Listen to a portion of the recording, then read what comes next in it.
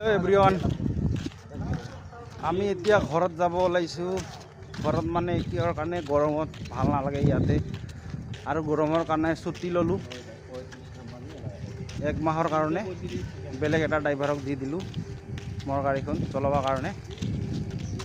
আৰু মোৰ লগত ভিনদৈ আছে, এইটো হাই, ই যাব ঠাণ্ডা খুৱাব লাগে বোলে ইয়াক, মানে মই ঘৰত যাম না সেইটোৰ কাৰণে। আৰু আমাৰ কাকা আহিছে 8 মাহ পিছত, এইটো আমাৰ কাকা। আৰু চাওক, এতিয়া আমি পাৰ্কিঙত আছো এয়া, আৰু এইবিলাক খোজকাঢ়ি যাই আছে। মই যাই আছো পিছে পিছে, এতিয়া পিছে পিছে যাই আছো। এতিয়া মই ঘৰত যাম, মোক ঘৰত যোৱাৰ কাৰণে আগবাঢ়ি দিব লাগিছে ইহঁতে। আৰু ইহঁতে মোৰ খাস পাৰ্টনাৰ হয় এইকেইটা একদম।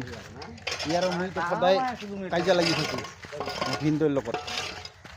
কাকাৰ লগত নকৰোঁ, তাৰ লগত ধেমালিও নকৰোঁ, কিন্তু ইয়াৰ লগত সদায় আছে আৰু।